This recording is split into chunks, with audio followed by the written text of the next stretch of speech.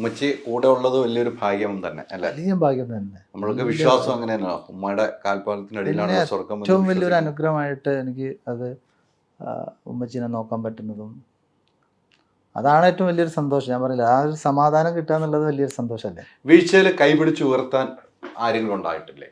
അത് നമുക്ക് കുറേ ആളുകളുണ്ടാക്കും. ഷാജിഖാനെ സംബന്ധിച്ചപ്പോൾ എനിക്കാണെങ്കിലും അങ്ങനെ നമ്മളൊന്ന് വീഴും എന്ന് തോന്നി, അല്ലെങ്കിൽ പല ക്രൈസിസ് നമ്മൾ കൈപിടുത്ത. ഇപ്പം ഉമ്മച്ചിയുടെ കാര്യം പറയും, നമുക്കൊരു ഫ്രണ്ട് എന്ന് പറയാൻ, ഒരു പേര് പറയാൻ ആരെങ്കിലും ഉണ്ടാവും? എൻ്റെ വീഴ്ചയിൽ എനിക്ക് വളരെ പോസിറ്റീവായിട്ട് നല്ല കുറേ സുഹൃത്തുക്കളുണ്ട്, ഫാമിലി മെമ്പേഴ്സ് ഉണ്ട്, എൻ്റെ നാട്ടുകാരുണ്ട്. അവരുടെയൊക്കെ ഒരു വലിയൊരു പിന്തുണ എനിക്കുണ്ടായിട്ടുണ്ട്. അപ്പോൾ അതാ ഞാൻ നേരത്തെ പറഞ്ഞത്, ഞാൻ ഒരാൾക്ക് ഒന്നും ചെയ്യാൻ പറ്റില്ല. ഒരു ടീം വർക്ക്, എൻ്റെ കൂടെ നിൽക്കുന്ന ഈ 2580 പേര്, അതായത് എനിക്കിപ്പം നിങ്ങൾക്ക് ചായ കൊണ്ടുതന്ന അവർക്ക് പോലും എൻ്റെ ഗ്രോത്തിലൊരു പങ്കുണ്ടെന്ന്. അതോടൊപ്പം തന്നെ നിരവധി ആളുകൾ എൻ്റെ അടുത്ത് ജോലി ചെയ്തിട്ട് അതിൽ നിന്നും കുറച്ച് ആളുകൾ എന്നെ വിട്ട് വേറെ ഇതിലേക്ക് പോയിട്ടുണ്ട്. അവരുടെ ഒരു കോൺട്രിബ്യൂഷൻ എൻ്റെ ഗ്രോത്തിലുണ്ട്.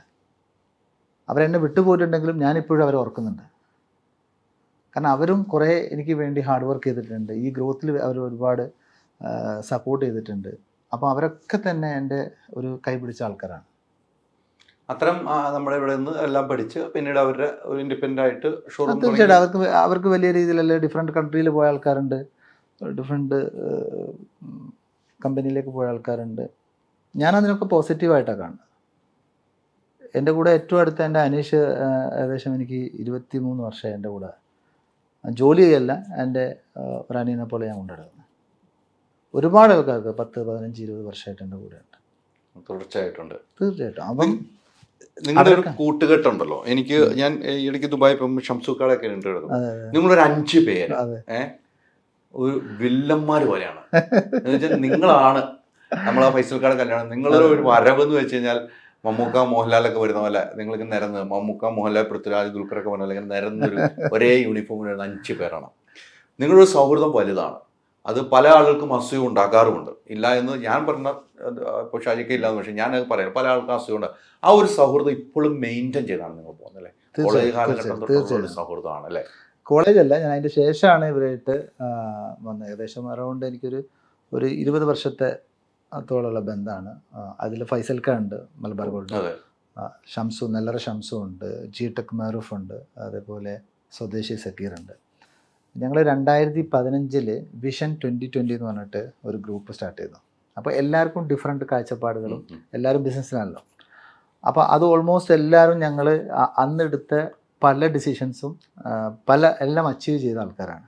അപ്പോൾ 2020 ഞങ്ങൾ ദുബായിൽ വെച്ച് വീണ്ടും കൂടിയിരുന്നു. അപ്പോൾ 2030, അതായത് 10 വർഷത്തെ പുതിയ പ്ലാനുകളായിട്ട് ഞങ്ങൾ പോയിക്കൊണ്ടിരിക്കുന്നത്.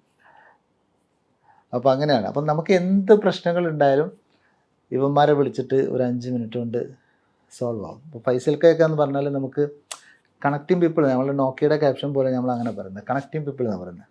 എല്ലാ ആൾക്കാരെയും ഒരുപാട് കണക്ഷൻസ് പുള്ളി കണക്ട് ചെയ്തിരുന്നുണ്ട്. അതേപോലെ നമുക്ക് ഒരു സൊല്യൂഷൻ കിട്ടി ഇവരെടുത്തുനിന്ന്.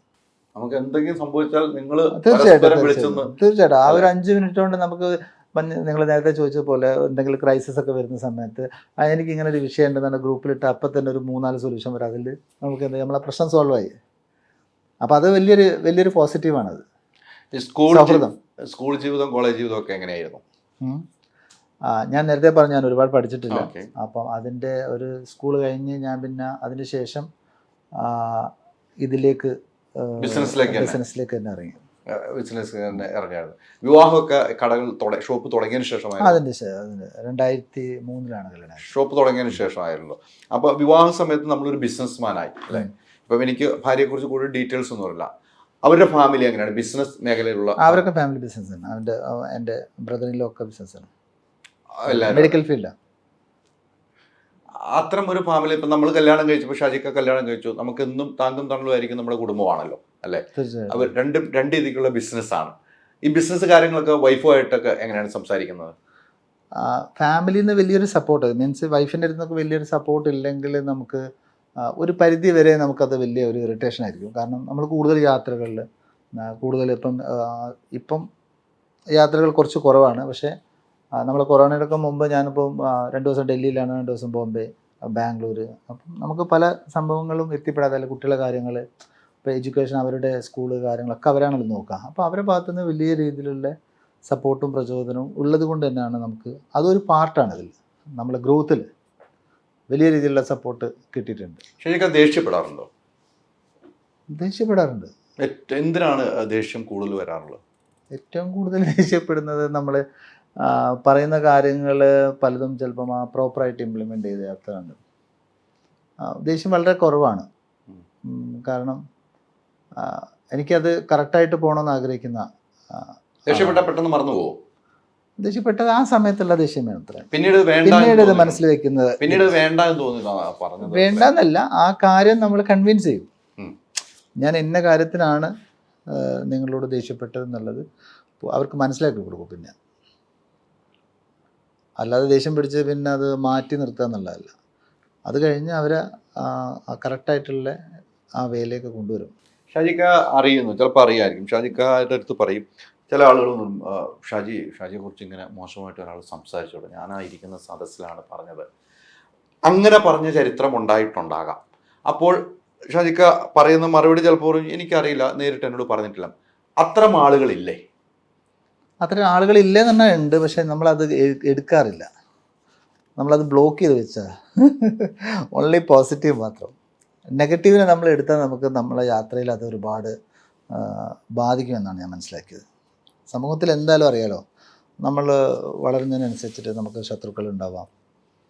പിന്നെ നമ്മൾ ഗ്രോത്ത് ഇഷ്ടപ്പെടാത്ത പല ടൈപ്പ് ഓഫ് ആൾക്കാർ ഉണ്ടാവാം, ഫാമിലിയിൽ ഉണ്ടാവാം. പക്ഷേ നമുക്ക് എല്ലാവരോടും സ്നേഹമല്ലേ? എല്ലാവരും വേദനിച്ചിട്ടില്ലേ?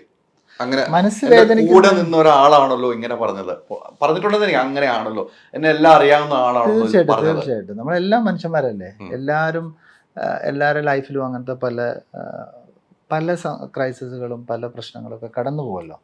എല്ലാം സുഖങ്ങൾ മാത്രമല്ലല്ലോ, ദുഃഖങ്ങളുണ്ടാവും. അങ്ങനെ ദുഃഖങ്ങൾ ഇഷ്ടം പോലെ ഉണ്ടായിട്ടുണ്ട്. പക്ഷെ അതിനെ നമ്മുടെ ജീവിതത്തിൽ മറക്കാൻ പറ്റാത്ത ദുഃഖം ഏതായിരിക്കും? വാപ്പച്ചിയുടെ കാര്യം അവിടെ മാറ്റിയിരിക്കട്ടെ. കഴിഞ്ഞ കാലം അങ്ങനത്തെ ഒരു ദുഃഖം നമ്മൾ എടുക്കുന്നില്ല. ബാക്കോട്ട് നോക്കിയിട്ട് നോക്കുന്നില്ല. ഇല്ലില്ല, തീർച്ചയായിട്ടും അങ്ങനെ മുന്നോട്ടില്ല. ഞാൻ ഓൾറെഡി ഇപ്പം ഇന്നലെ എൻ്റെ മീറ്റിങ്സ് കഴിഞ്ഞിട്ടേ ഉള്ളൂ. കാരണം ഞാൻ ഓൾറെഡി ഇപ്പം ഞാൻ 2025 യാത്ര ചെയ്യുന്നത്. ഞാൻ 2025 എവിടെ എത്തണമെന്നുള്ള ഓൾറെഡി അനൗൺസ് ചെയ്ത് കഴിഞ്ഞു. ഞാൻ 2025 എൻ്റെ ആഗ്രഹം എന്ന് പറയുന്നത് 5000 പേർക്ക് ജോലി കൊടുക്കുക എന്നുള്ളതാണ്. ഡയറക്റ്റായിട്ട്. ഇൻഡയറക്റ്റായിട്ട് ഏകദേശം 2500 പേർക്കും. അപ്പോൾ അതിലേക്കുള്ള ഒരുപാട് സംഗതികൾ എനിക്ക് ചെയ്യാനുണ്ട്. എനിക്ക് നെഗറ്റീവിൻ്റെ കൂടെ സഞ്ചരിക്കാനുള്ള സമയമില്ല. എനിക്ക് പോസിറ്റീവായിട്ട് ഇവിടുന്ന് സമൂഹത്തിനോടും, കാരണം ഇത്രയും ആൾക്കാർക്ക് ജോലി കൊടുക്കുക എന്നുള്ളത് തന്നെ എനിക്കൊരു വലിയ സന്തോഷം കിട്ടുന്ന കാര്യമാണ്. തീർച്ചയായിട്ടും. അതോടൊപ്പം തന്നെ നമുക്ക് ഞാൻ പറഞ്ഞ ഈ സമൂഹത്തിലേക്ക് റീചാർജ് ചെയ്യുന്നത് പോലെ തന്നെ 5000 കോടി വിറ്റവരുള്ള, കേരളത്തിൽ മാത്രം 5000 കോടി വിറ്റവരുള്ള ഒരു കമ്പനി